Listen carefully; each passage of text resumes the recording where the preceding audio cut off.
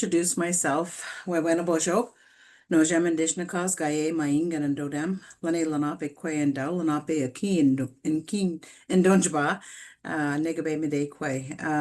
I'm happy to be joining you. My apologies for arriving a bit late today. I am joining you from southwestern Ontario, and I originate from the Lenape people, otherwise known as the Delaware people here in Canada. My mother is from the the Delaware Nation at Moraviantown, and my father's family line comes from the Munsee Delaware First Nation, the only two Lenape communities in Canada.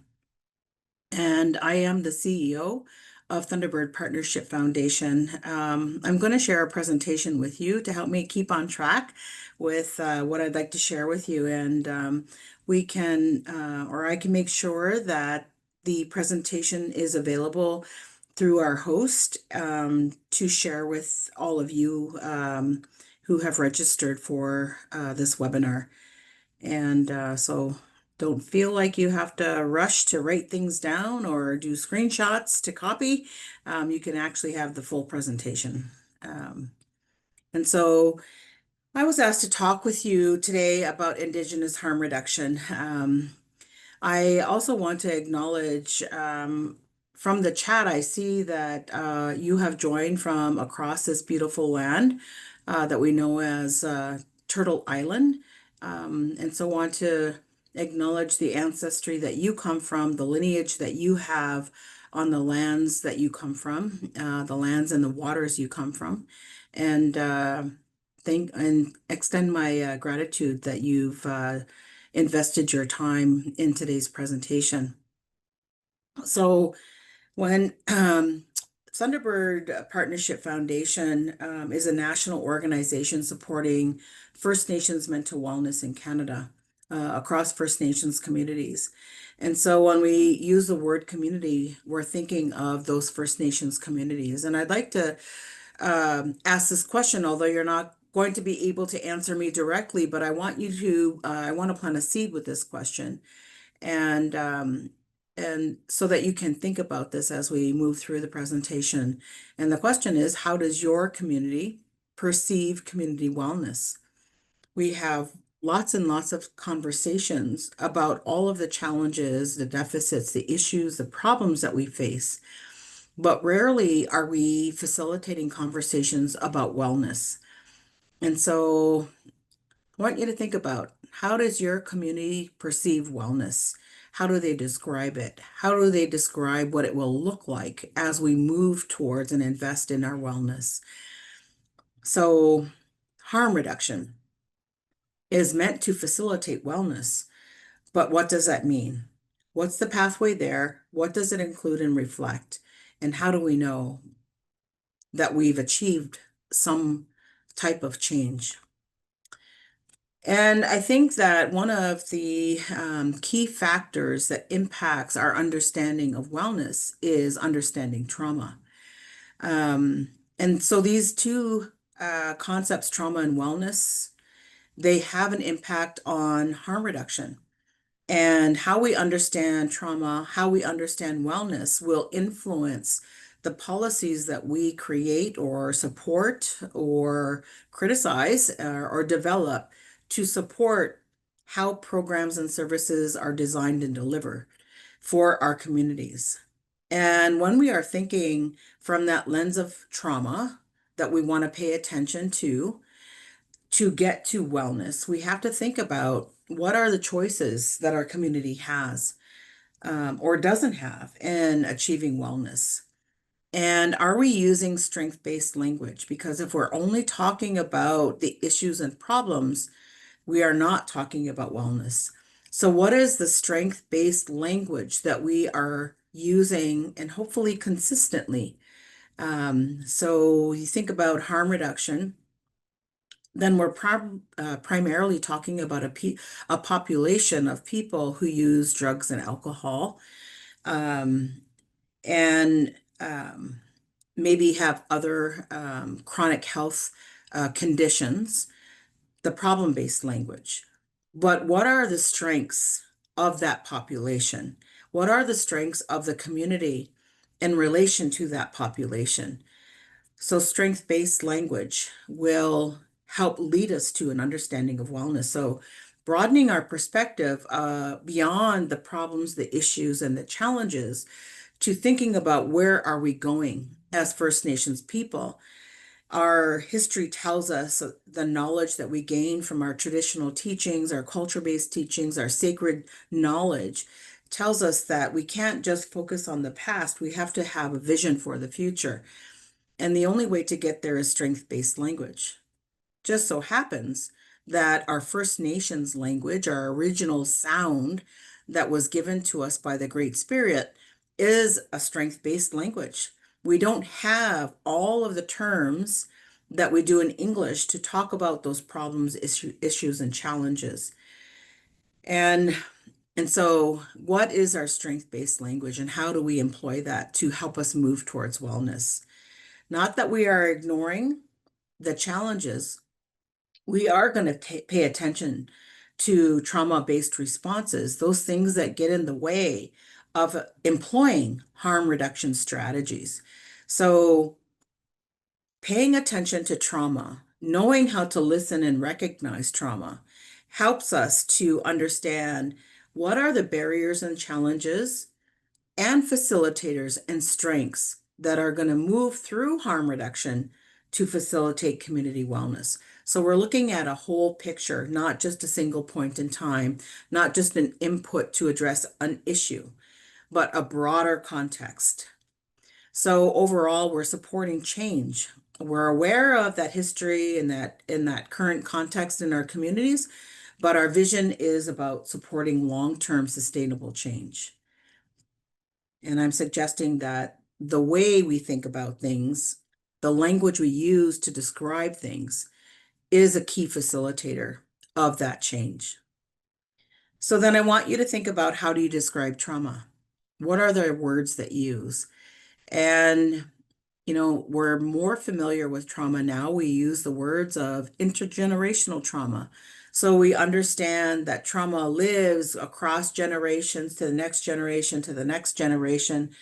They might not have experienced the same trauma. So the creation of reservations or the residential schools, I don't have that experience. I live in a First Nations community that is typically called a reservation. I never went to residential school, but my parents did. Um, and so I carry some of that trauma-based behavior into my time and may have passed it to my children or to my grandchildren. That intergenerational experience of the way we learn to behave or the pain and suffering that we carry that influences the way we think, the way we feel, and the way we act. That's intergenerational trauma. But now in my lifetime, I create and I experience life in my own way. And so, what are all of the ways that I might experience that pain and suffering?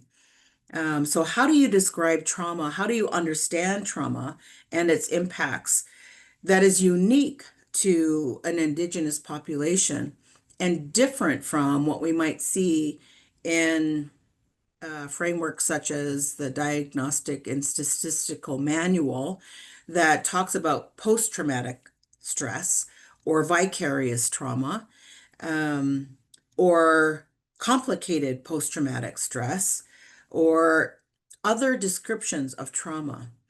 So, understanding the unique experience of Indigenous people leads us to understand trauma is very complex. It's different because there is no post about it. This traveling of trauma across generations means it's continuous. That as a population of people, we've experienced trauma um, from our ancestors in our present day environment. But I'm not unique. The family around me, the community around me, may have experienced the same things. And so it's not unique to an individual. It's not specific to time and place. It might not be just one. So the complexity of trauma is unique to First Nations people. And we need to understand that as a foundation for thinking about harm reduction. Um, because oftentimes I hear from leadership, from researchers, from government, oh, elders don't believe in harm reduction. Culture and harm reduction can't live in the same space, that they're opposed to each other. And I say that's not true. There is a great lack of understanding and awareness of what harm reduction can mean, but we need to understand what are the levers that we can apply to help us move that social change again, move towards wellness. So we can't just be stuck at criticizing. We need to move. We're all actors of and facilitators in change. So we need to recognize what are the patterns of trauma responses. And again, these are the factors, these are the things that can get in our way of understanding and putting resources and energy towards harm reduction. And I'm going to get more to harm reduction in a minute, but I want to set this foundation of understanding the role of trauma as we plan for and think about what are harm reduction strategies. And so trauma can be overwhelming. It sets our tone for the dialogue, whether we avoid stories.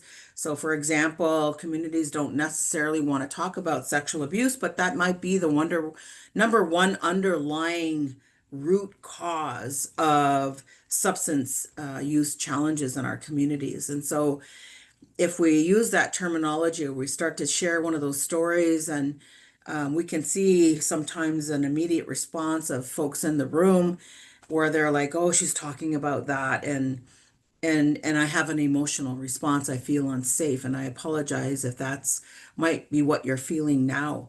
But we have to be able to talk about these things with a belief that while we know it is present in our communities, it's continues to happen in our communities, that we also have the resources to help us address these kinds of experiences. But a trauma-based response means denying those resources. We can't do it. There's not enough time. We don't have the right folks. We don't have the budget for it. Or that's not our responsibility. That's, somebody over in health, their responsibility, or somebody in education should be taking care of that for the kids in the community. Or resilience is really, really low. The lack of belief that we can actually respond to this. The belief that there's the white knight from outside the community going to come in and save the day and fix everything for us, that we don't have the resources ourselves. So that resilience, the ability to bounce back from an Indigenous lens, comes from our very spirit. And our stories of creation, which are our stories of origin, which are the foundation of our evidence base for living life well. And so if you know those stories, they essentially start off with some common elements. They're all different across our First Nations cultures, but they have common elements. And a common element is the Creator created everything that would ever be needed forever and all time to live a good life. And so that's a foundation of resilience, that there is a way, there are answers, and we have to figure out the way to pursue those answers. And then we have the gatekeepers that keep gates closed, for example, to harm reduction. So if any of you are in a community, maybe you heard things like, uh, opioid agonist treatment isn't wellness because it just keeps people addicted to opioids. Or harm reduction is just enabling people to stay in their addiction. Those are common comments, but they're reflective of trauma responses because these are the things that we have been socialized to believe. It's all or nothing thinking, black and white. Either you're pro harm reduction or you're not. Because if you're not harm reduction, then you believe in abstinence and sobriety, and that's the only way. There's no middle ground. that also is not reflective of an Indigenous worldview, setting those black and white boundaries. We have to understand how space relates to each other. So, the idea of sobriety and wellness, and the idea of medication as a part of treatment to keep people alive. And so, abstinence and keeping people alive are two different goals, but they cannot be separated. And so, as a community of helpers with responsibility for setting policy, employing funding, designing programs, delivering services in a way that is relevant to our population, we have to ask ourselves, how am I thinking about this? And how might it be connected to trauma? Or what am I afraid of in the community? So, when there is community resistance to harm reduction, then we're thinking about, what am I hearing? Are people mocking those people who use drugs? For example, they did this to themselves. They should just stop. I stopped. I was being bothered by my family and community that said, you're in enough trouble. You should just stop using.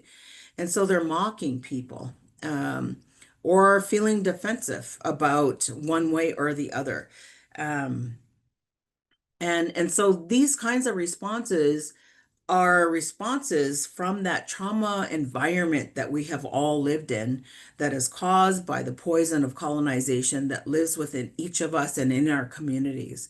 And so if we're aware of this kind of behavior, then we're more resilient in hearing it, but also responding through our words and through our actions. So it's not a black and white, all or nothing situation. It's listening to understand. And then from that place of understanding, responding and acting with empathy for both sides of the story. And so this is the work of Dr. Amy Bombay when she said she was looking at the experience of intergenerational trauma and had to put forward evidence in the courts of Canada to support the idea of intergenerational trauma. And so this was a secondary analysis of longitudinal data from the First Nations Information Governance Center, who facilitated the um, First Nations Health longitudinal survey. And what they found, they were looking at psychological distress. And what level of psychological distress do people, First Nations people, carry if they had a parent and a grandparent who went to residential school, or if they, in two generations before them, so my parents, my grandparents, or just my parent, not my grandparents, or if I don't know of my family history and don't know that I had, or there was no experience with residential schools in any generation before me. What is the level of psychological distress? And so these bar charts, or these bars in this slide, show you that there is a high level of psychological distress for, and it increases the more you know your lineage in residential schools. And so this idea that we don't carry any psychological distress from one generation to another if we had no experience with residential schools is not true. If you have not had experience with residential schools, you still carry a level of psychological distress that is beyond that of the general Canadian public. And so we carry that psychological distress, which is representative of that poison that I call colonization that lives within us. And so, how do you experience, and how do our experiences and our perceptions shape our relationship with the people that we serve? Now, I know I was asked to talk about harm reduction, but I've been talking to you about trauma. And my belief is that if we are going to really move towards understanding harm reduction, we have to be aware of the context. What's the lay of the land that we're working within? And in Canada, we've had, many governments that have said, we're not investing in harm reduction. And harm reduction, thinking about it from that health lens, how do governments get in the role of making decisions related to our health care? Well, they do it all the time, and they're doing it with harm reduction. So we have to be aware of what's shaping that for our own leadership and our own community decision makers. What experiences do we have that shape our relationship with the people that we serve? And so I like this quote and I use it a lot. It says, "The eye only sees what our mind is prepared to comprehend." And so we think about things and then we see things based on how we're conditioned and taught and believe the world around us. And so this is a first step to creating that shift in the way we think, the way we see, and the way we plan to deliver services, specifically around harm reduction. Be aware of how you see things and how that shapes your understanding of the population that you're mandated to serve, because then that will inform the relationship. So, harm reduction in First Nations culture. Earlier, I said people have often seen these things as like oil and water. They don't integrate, they don't go together. In fact, they're separate. And I want to say to you that is absolutely not true. Now, harm reduction, on one side, we understand it's distributing sterile needles, so needle exchange programs, providing condoms, providing outreach services. In many of our communities, we don't have an outreach workforce. They're in a building, and if you want services, you have to come to them. But people who have been perhaps living on the street, don't have access to hygiene, clean clothing, food. They're not likely to go, to the health center, which is, a really clean environment. They don't feel like they belong there. And so if we want to make a difference with harm reduction, then we have to go to people. We have to go meet them where they're at, and develop that relationship. Critically important for supporting people and ensuring that they continue to live life. So harm reduction, from a First Nations lens, we're using that term harm reduction. But if we really think about it, all of our efforts, if we base our efforts on culture and our identity, our stories of origin, then we're using our own values, then we could actually flip those words and talk about reducing harms. Now, if our mandate was to reduce harms to our relatives and our community members, it's not so hard to think about. But as soon as we use the word harm reduction, then we're talking about, we're not promoting sobriety and abstinence. I'm not sure if I'm okay with that. Then we run up against that challenge. And so we can think about reducing harms to people by connecting them to things that are promoting life, are investing in a vision for the future. So while we need sterile drug use equipment, we can still help people get connected to their stories of origin, help them to identify that their name, their nationhood, their clan system, their ways of using medicine or connecting to land are just as important for the person who is using drugs as it is to the person who is not using drugs. None of our stories of origin say that the Creator gave us this beautiful life, but it's only if you are not living a life of using drugs. That is no place in our story of creation.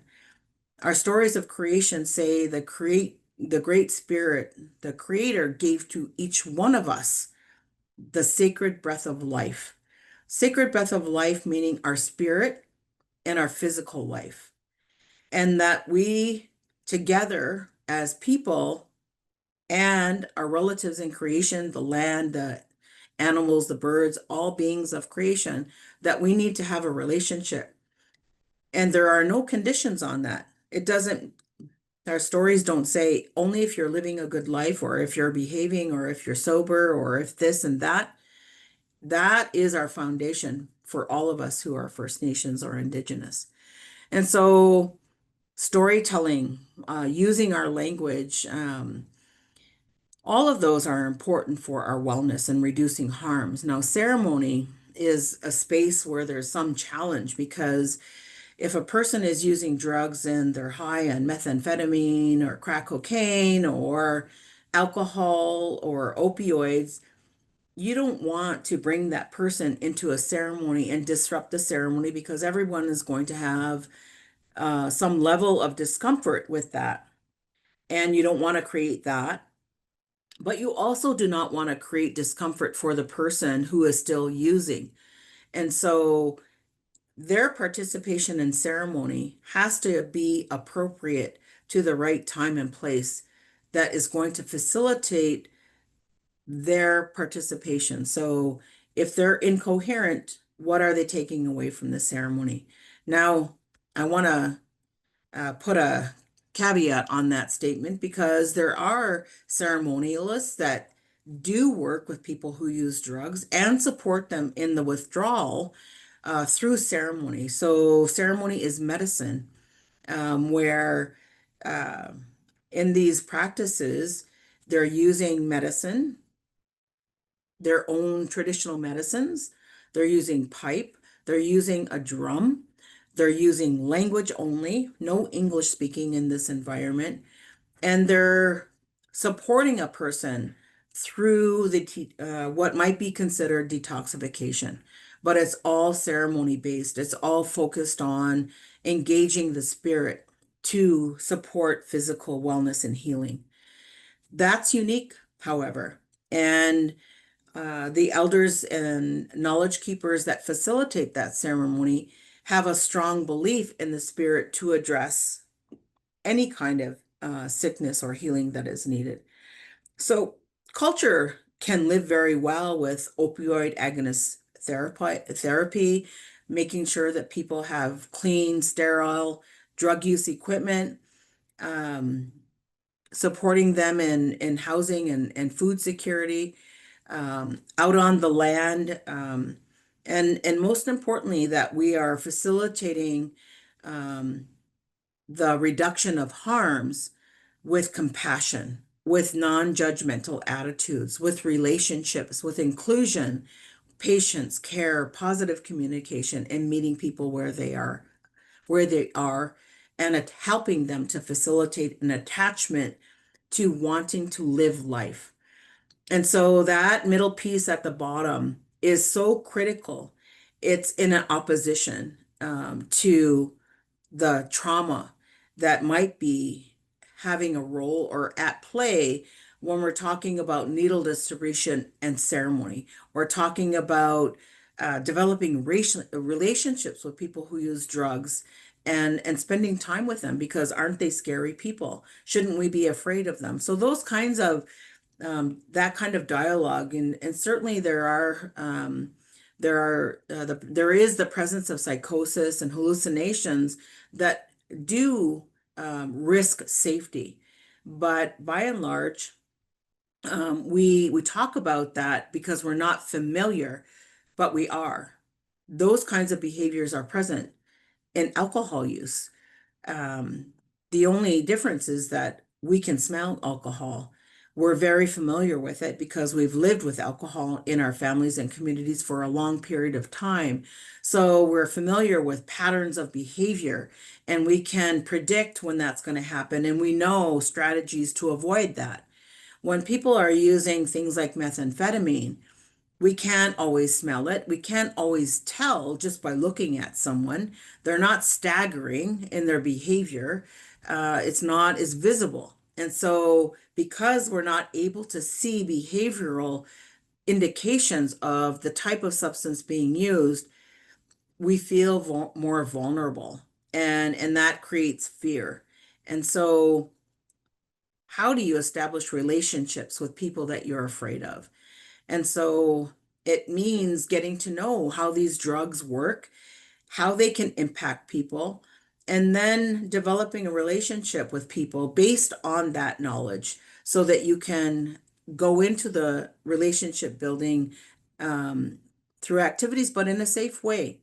Here's an example.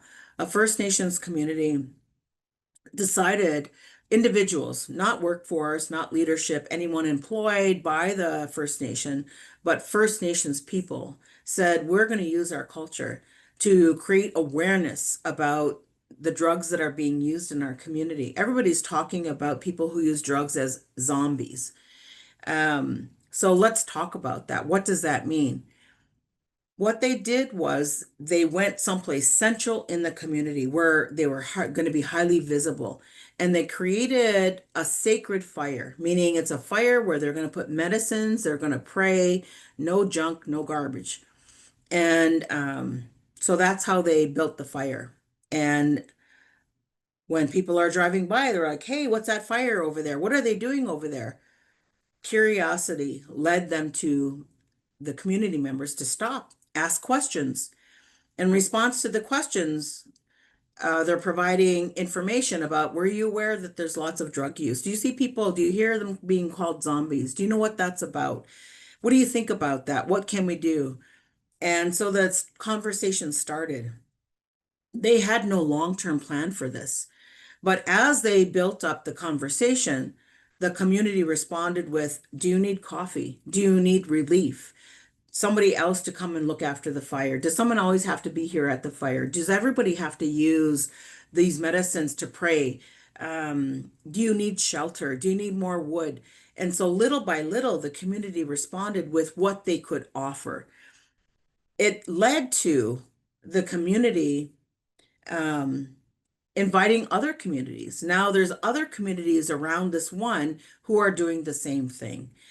It led to more commitment. And so, at the height of their community based intervention on reducing harms to people who use drugs and using culture, they kept a sacred fire burning for 30 days and 30 nights. That takes a huge commitment. With no funding from the community, all through donations of time and money and other resources by community members. The second stage of what they did was there was a prominent drum group in the community. And so they asked them to come explain the strategy. The drum group then said, well, we can go sing by those houses, those where you think people are selling drugs. So they went and they stayed on the road, didn't enter the property at all, and they started to sing a song. Finally, the door comes flying open and people are like, what the hell are you doing out there? And and so then a spokesperson for this initiative was, we just want to tell you that the community cares about you. Simple, straightforward message. Picked up the drum, went to another part of the community, did the same thing. We just want you to know the community cares about you. A first step in building that relationship. Later on, as those folks now are wondering, who are these people? What are they doing? And are they serious? They, the people who are selling and using drugs are now asking questions themselves. The relationship starts to build. So people from health are saying, hey, we have these Narcan kits. If you're ever concerned about people who are using the drugs that you are selling, can you hand out these Narcan kits? Not scolding them, not yelling at them, not blaming them, just, can you be part of this solution? And so the people who are selling drugs are now handing out Narcan kits. And then it leads to another point. Is it okay if I call you? Can I have your phone number? If I'm aware that there's a toxic supply of drugs in the community and people are overdosing as a result, can I call you and let you know so that maybe you might think about drug checking? Do you ever test your supply so that it's not contaminated, or you know what's in the drugs you're selling? The relationship starts to build further. Now the person who's selling the drugs are saying, hey, I just sold drugs to this person. It's more than they usually buy. I'm really, really worried about them. would it be possible for you to do a wellness check? Now they're exchanging information that is all about wellness. People are still using drugs, but they're trying to curb and influence the risks to continuing to live life. They're trying to take away the risk. They're doing what they can without the shame, without the blame, without the arguments, challenges, and all of those trauma-based responses that block us from moving further with harm reduction, employing our culture, our own values as First Nations people to support life. And so, we have these genetics, meaning the trauma that transfers from one generation to the other. And then we have the environment around us. Like these homes might be with people who have lived with substance use all around them all of their life. In fact, what people see most often becomes the most familiar. So now we have communities reporting that the first entry into drug use for young people is injection drug use. So whether it's opioids, methamphetamine, they're using it with needles because that's what they see other people doing. If we're not attending to the impact of needles in our communities, then we're also turning a blind eye to bloodborne infections that can seriously impact a person's life. And so we can't just ignore it or be mad at people who are doing these kinds of things. We have to be part of the solution. And the previous examples, I think, were good examples about how do you become part of the solution. We also don't know a whole lot about the genetic makeup or the neurotransmitters that are affected by drug use. So, dopamine, serotonin are neurotransmitters that are activated through our gut and our brain. And that access has a direct relationship that affects hunger, sleep, mood, and those are significant for our everyday life.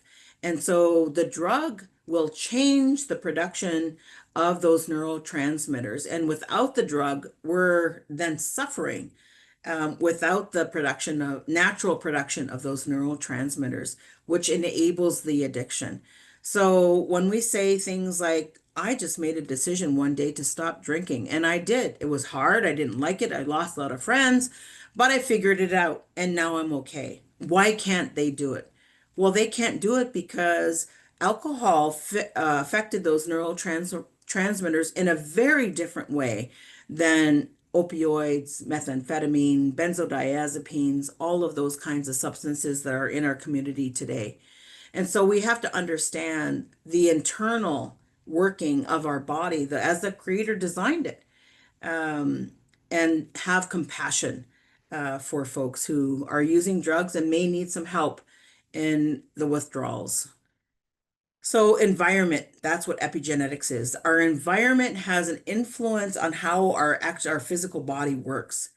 And so, when we think about, again, the experience of residential schools in our lineage, there is a percentage of First Nations youth who report feeling depressed or other mood disorders as a function of whether neither one or both parents attended residential school. So the depressed mood amongst First Nations youth is higher than the general Canadian population, whether or not their parents went or their grandparents went to residential schools. Again, that psychological distress amongst us is high, and it doesn't have to actually just live within intergenerational trauma. It's about the environment and the inequity in our environment.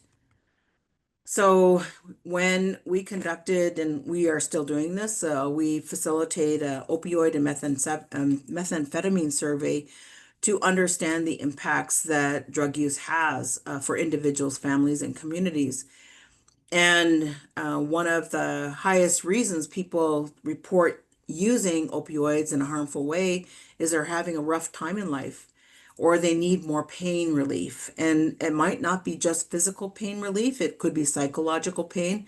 But the use of those drugs are prominent because they're having a rough time and they need more pain relief. Well, what's the pain about? Um, So history of trauma, grief and loss, other child welfare issues. These are all experiences, but 97% of people who participated in this survey, according to our 2021 report, had family members who were in residential school.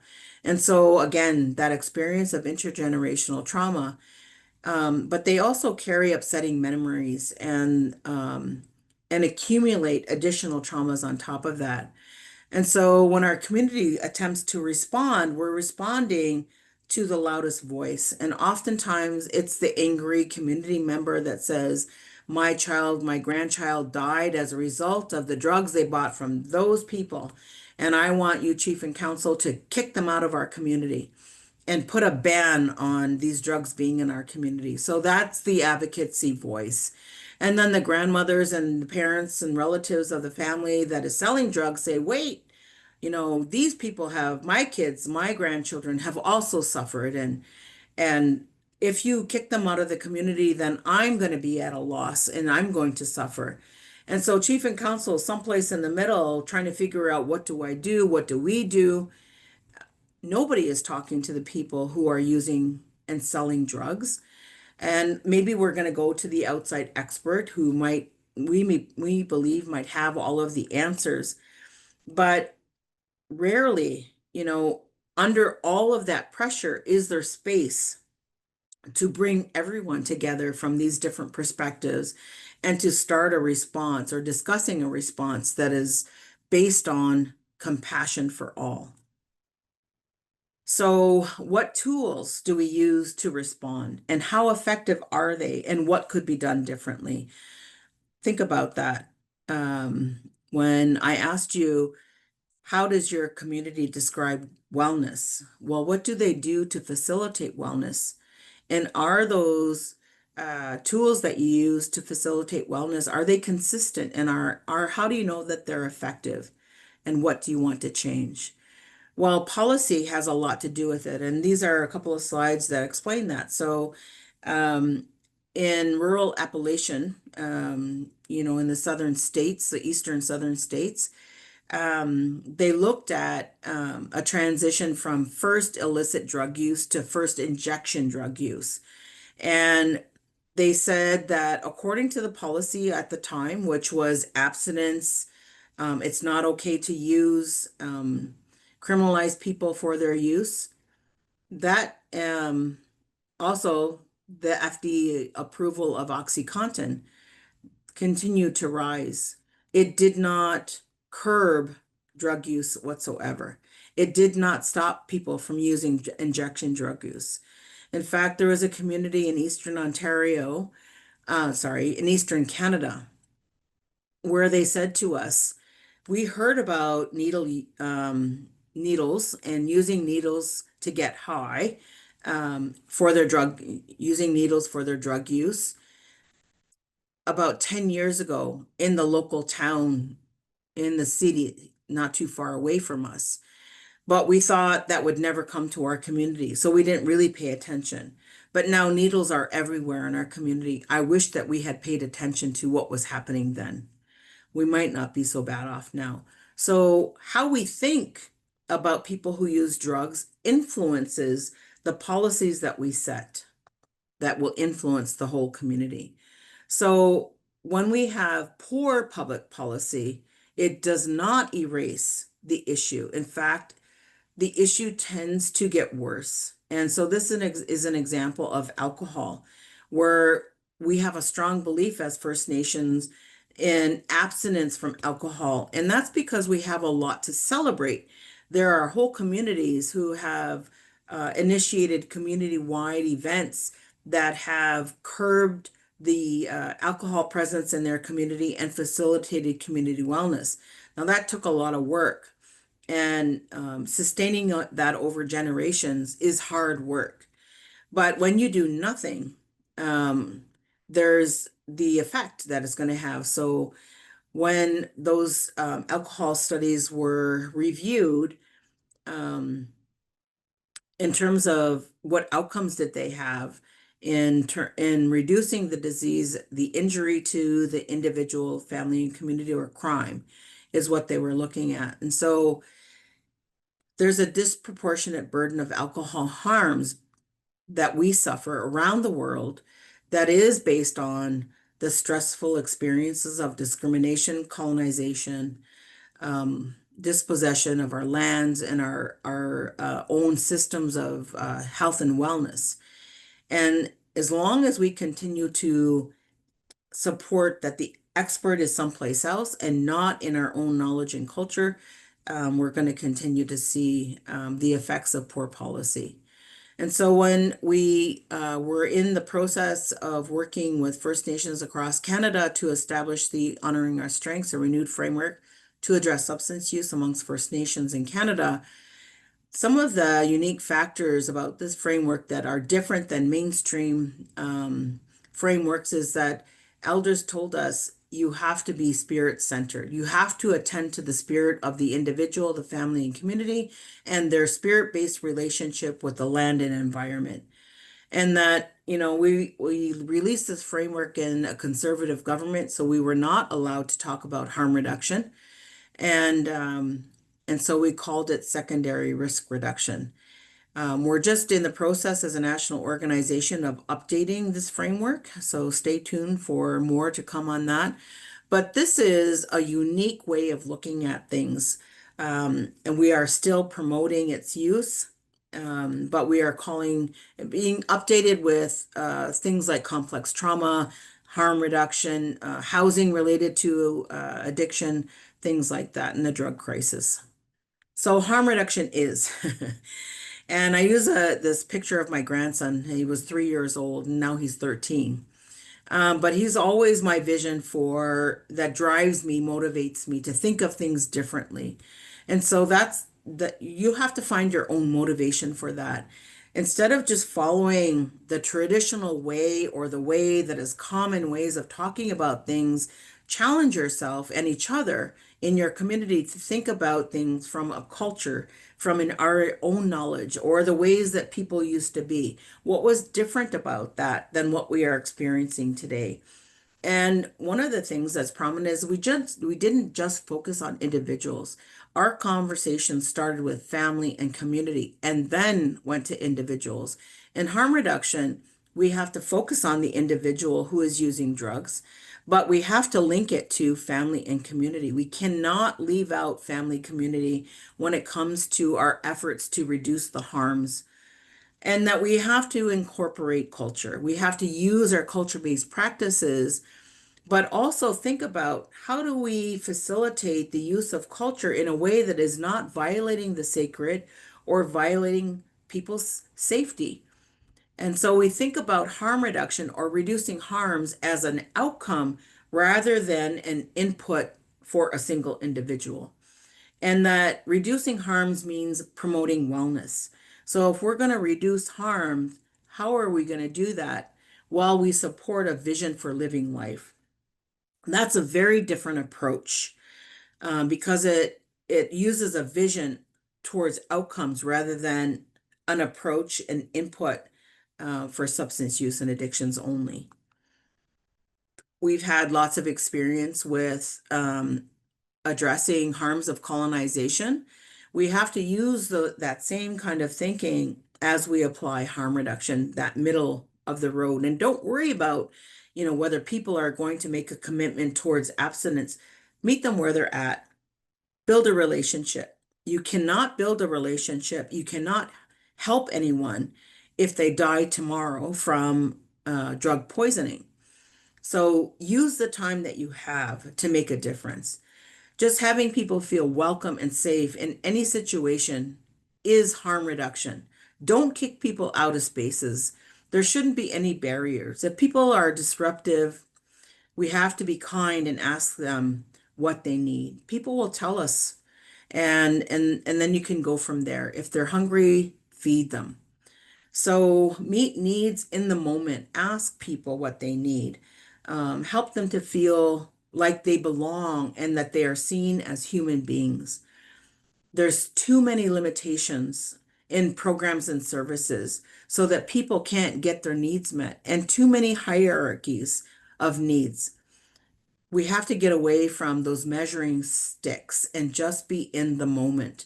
And so our mandate for harm reduction is to facilitate life. Simply that we have a role in ensuring people can continue to breathe. We're honoring that sacred breath of life that the Creator gave to us. Ignoring the needs or applying our rules and expectations is to say, I have no respect for that breath of life.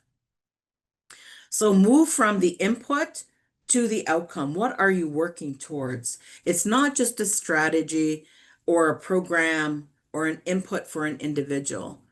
If you're focused on reducing harms to First Nations people, you're focused on the outcome. You're driven by a vision that addresses the risks that people who use drugs are facing every moment of their life. And it's not easy for them to just say, oh, I'm going to quit.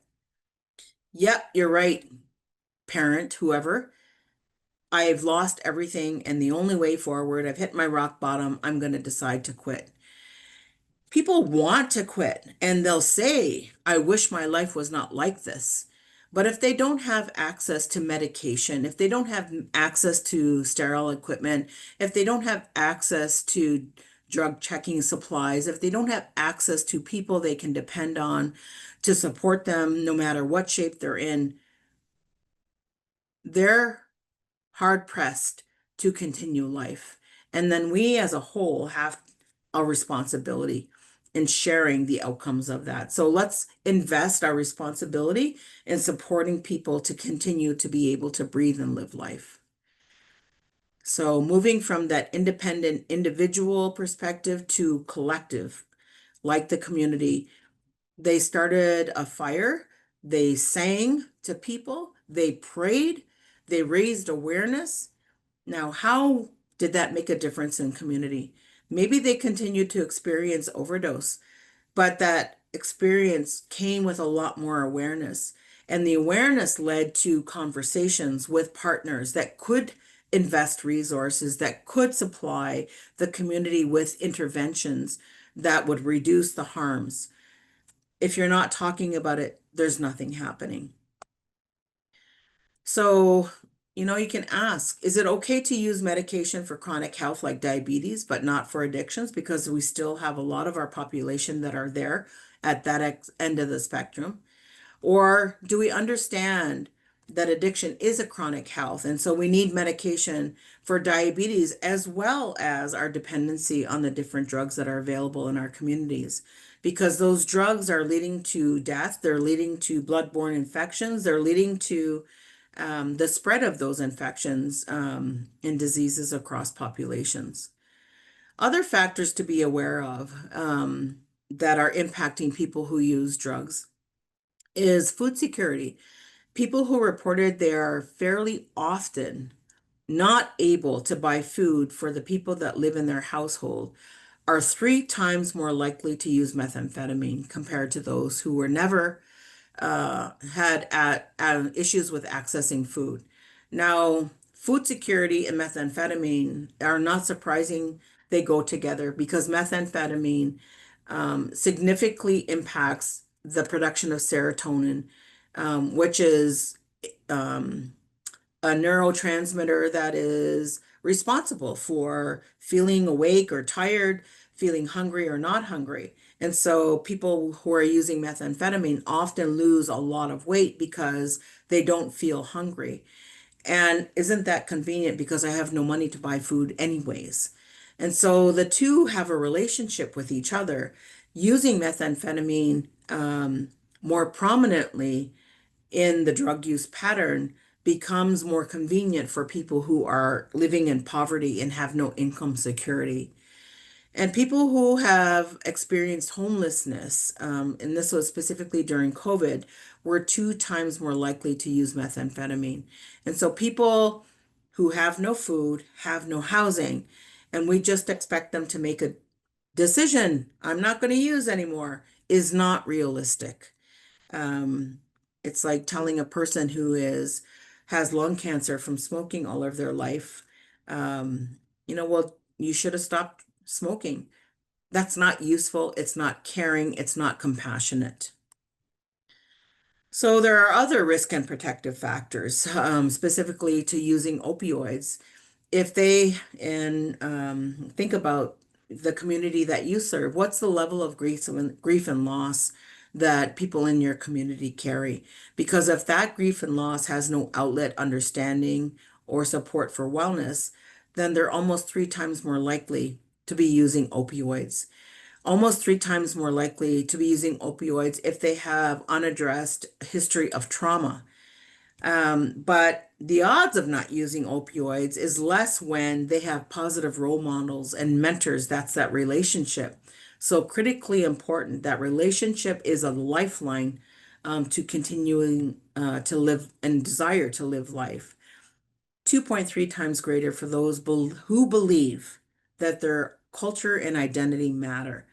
And so some people say, well, if you're connected to your culture and identity and spirituality, wouldn't that prevent you from using opioids in the first place? There's all kinds of reasons that people use opioids. And in those reasons is not knowing the long-term effects and the rate of dependency that quickly happens for people who use opioids. So when we understand how meth is used, because we're very familiar with drinking or ingesting alcohol or pills, we know that people snort drugs or smoke drugs, but it's the injection drug use that often scares communities the most. And that fear causes us to react in a fear-based way. And so we need to understand that the effects of the way that we use these drugs increase the harms present to the individual, family, and community. And so injection drug use is predominantly facilitating that fear. So we need to understand how using drugs by injection can impact. So it's the overdose, it's the criminalization, other health complications like heart infections, brain infections, bloodborne infections, or what we typically think of as sexually transmitted diseases. And that this environment creates norms for the community. And meanwhile, what the person is experiencing is homelessness, the loss of relationships, and a disconnection from family and community. So we have to understand these as a community disease. How is the community responding as a whole? What do we know about the determinants of health and how they impact on substance use? And where do we focus our attention to addressing these impacts? And it's not choosing one population over another, it's bringing everyone together in a conversation. And the the symptom of addiction is looking at what are people missing, and often that's what Eduardo Duran describes as the soul wound, is the wound that we experience from intergenerational trauma. It's the disconnection from our own spirit and our own soul, so that we don't really have a foundation of the understanding of who we are as an individual. And that drug use culture and the words that we use to describe those people become the norm. So we do a lot of work in helping people change their language and with a goal towards humanizing people. But when we say drug user or abuser, that's a stigmatizing word. And yet, people who use drugs will use those words themselves. And we can understand that from the shame that they carry, as well as the blame that they carry from all of the crazy, unthinkable behaviors that they have demonstrated while they're using drugs. But it doesn't excuse us as helpers from helping to facilitate their rehumanization and to help them see that they themselves, no matter what they've done or how they've lived or what drugs they are using, they're still human beings. They still are a person with a spirit. They're our relatives and they deserve life. and we can help them facilitate that thinking. And so when we think about the importance of culture, because oftentimes we're pressed to use evidence in our programs and services, and we shouldn't be afraid of that. Our question is, what evidence are we using? Are we using our own culture? And so this is an example from a youth treatment center who were addressing it or are addressing addictions. And over the program, there was a 100% completion rate, and 86% of the youth discontinued sniffing gas after treatment was done. And that's because the program centered their program strongly on culture and addressing their spirit. In a community-based program using opioid agonist treatment, things like methadone, Suboxone, and now we have oh shoot, Probufene. um, the 30-day injection. Um, that people are also finding a wellness in addition to being provided access to culture. And how it affected the community in the long run was there was decreased crime, less child welfare apprehensions, increased school attendance, reduced medical transportation budget, and a high rate of maintaining their treatment plan or completion compared to off-reserve programs that were focused only on the medication. And so our own ways can live alongside medication-assisted therapies and make a significant difference, not only for the person using drugs, but their children and the community as well. So when we think about detox, it doesn't work a lot for people who use drugs. You can't just necessarily put them in a program where they're going to suffer and withdraw. Um, that leads to treatment and then aftercare. It doesn't work the same way for people who are recovering from alcohol for as um, it won't meet the needs for people who are withdrawing from opioids, methamphetamine, benzodiazepines, and and so the addiction to opioids, and this comes from the Chiefs of Ontario, this model. And their model is based on harm reduction and preventing death from drug poisoning and overdose, using medication to address the withdrawal of the medication and the cravings that they might have to continue using, and then providing coaching to address the food insecurity, income insecurity, lack of housing, child welfare, legal issues, coaching around those things. And addressing trauma through counseling is the last resort.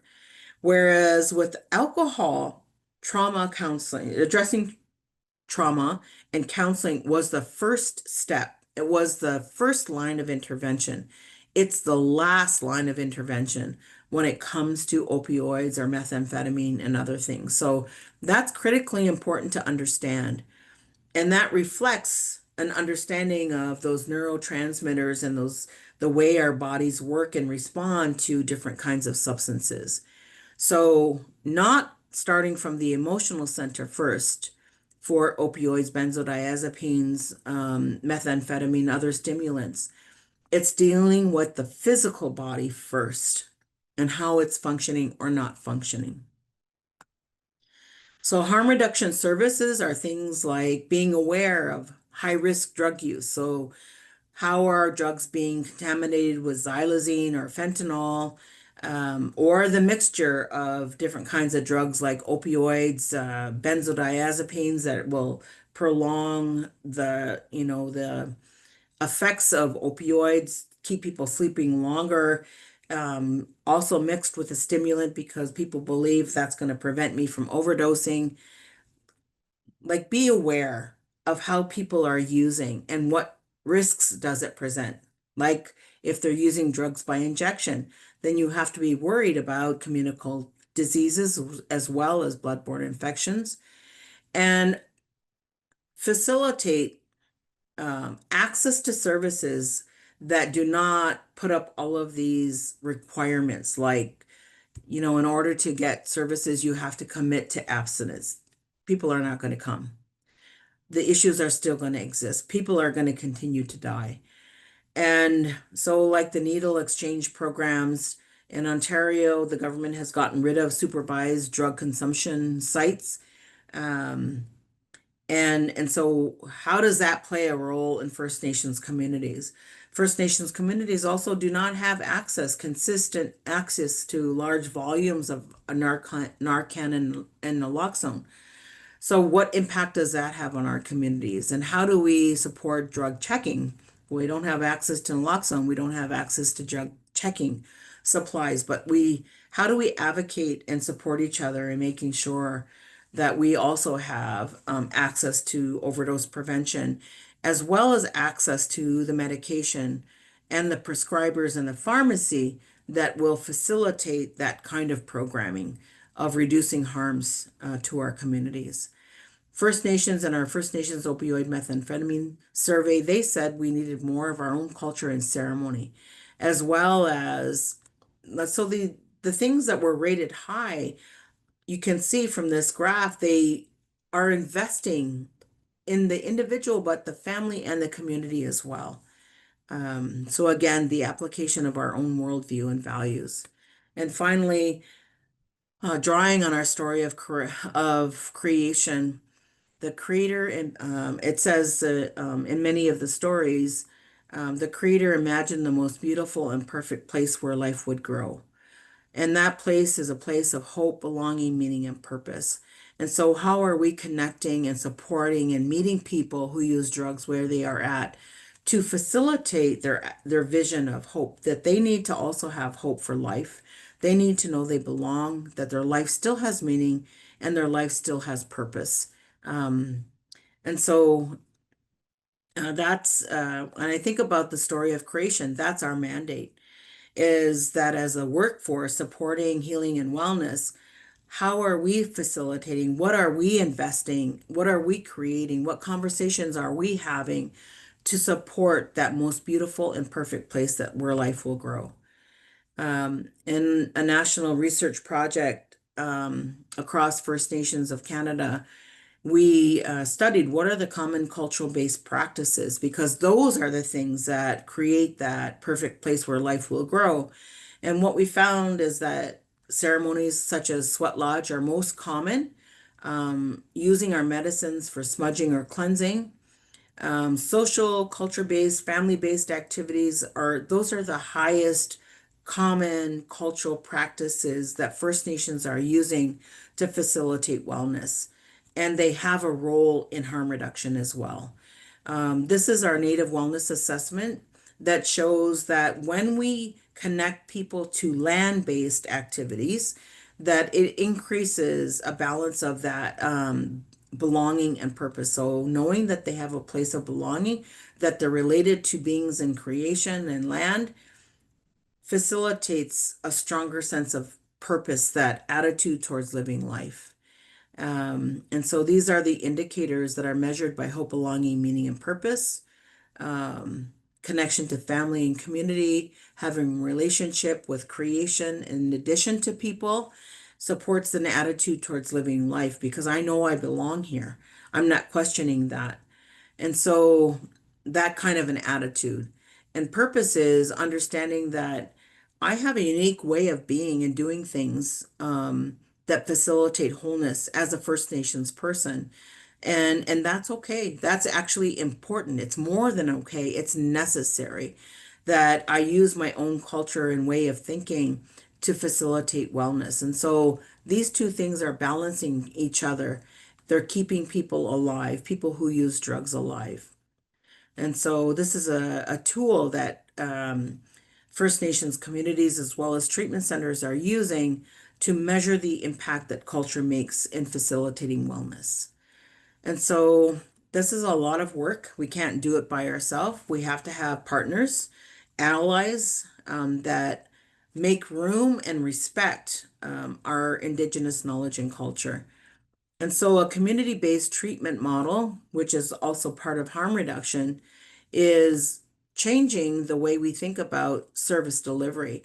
And it's understanding that community is medicine. And so the community is the hub, not expecting individuals who use drugs to find their way to the service off reserve someplace else where they're going to get lost and scooped up. And, the most prominent welcoming committee to urban environments are gangs. And so, if we want more gang activity in our community, then do nothing in the community and expect people to find what they need in the city. They'll find the gang, they'll bring them home. We always come home, and that pattern does not change for people who use drugs. And so, we have to build our resources in community, build up the workforce, include our elders and cultural practitioners and use of land, and provide emergency shelter, food, hygiene, and resources that people are going to need to get well.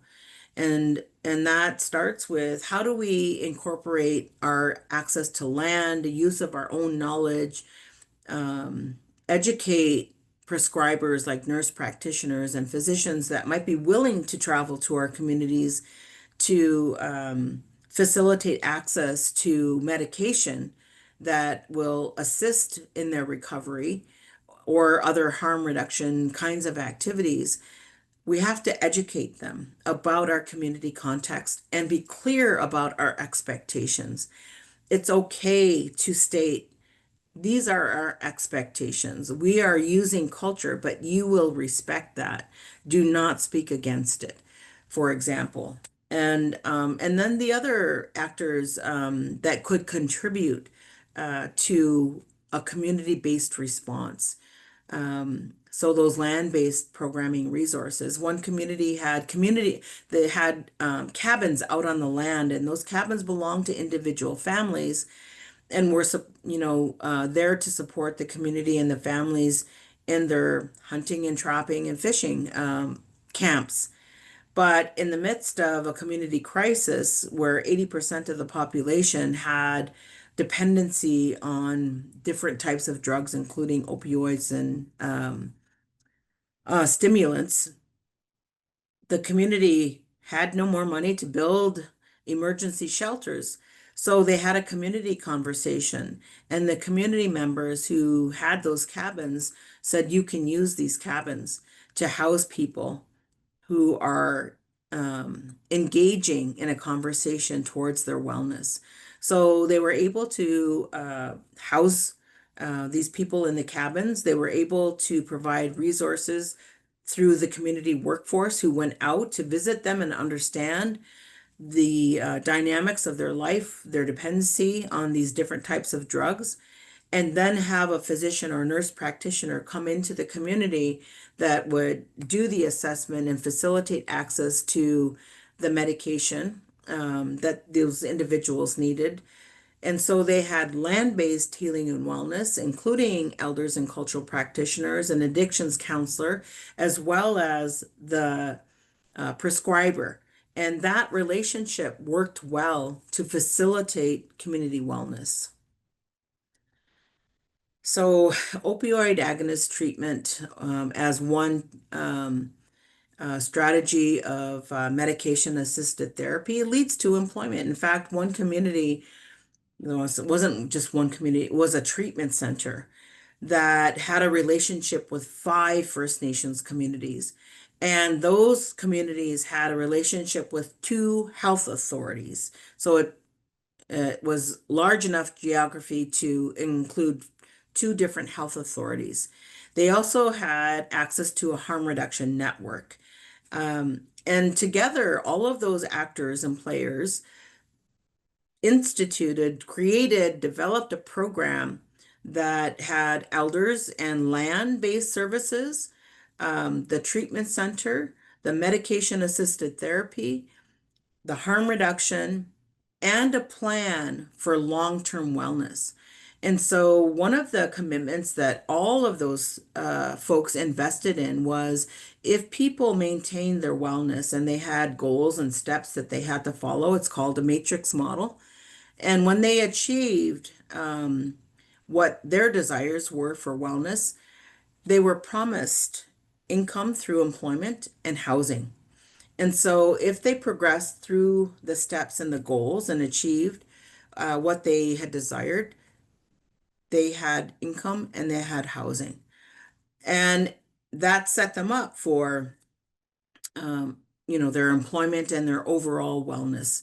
And so it improves the quality of life. It improves pregnancy outcomes. I haven't even talked about what happens for pregnant women who are using drugs, and the shame that they experience, the stigma that they experience. We can't afford to do that because it means they hide their pregnancy and it leads to fatalities, stillborns, and miscarriages.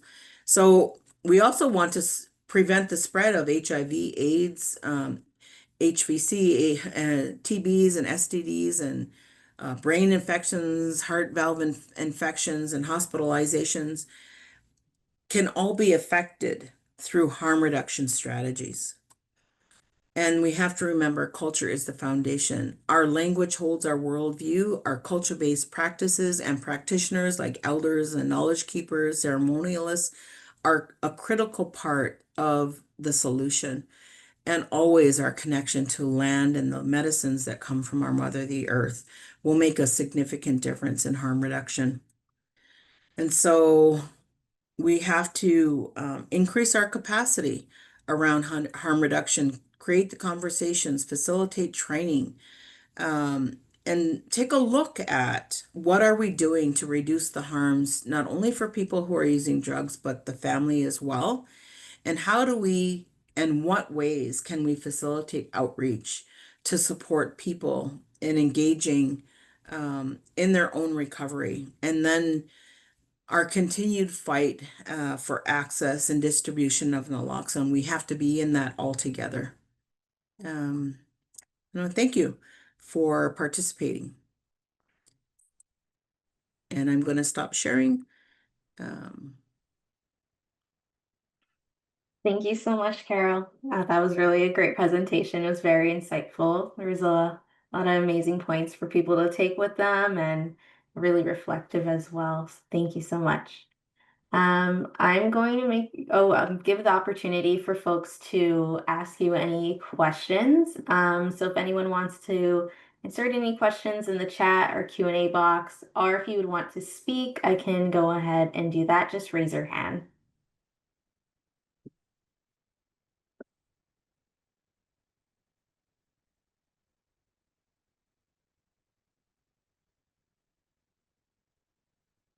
Okay. I have Elder oh, there's a hand. James. Yeah. Elder James, are you there?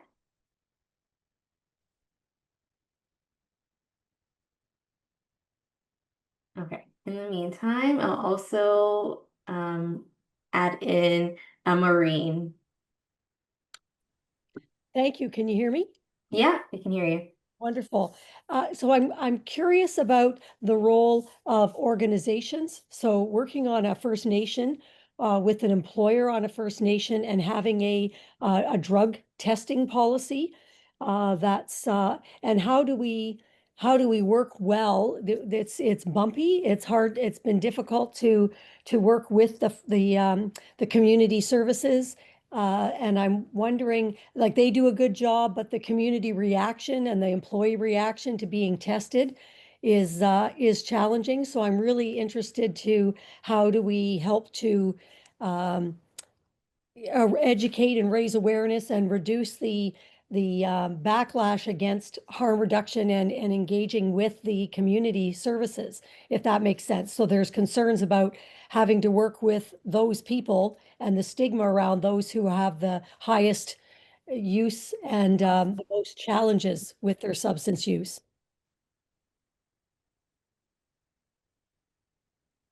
if that makes sense. Sorry, I was also answering the question that was also posed by Donald Turner.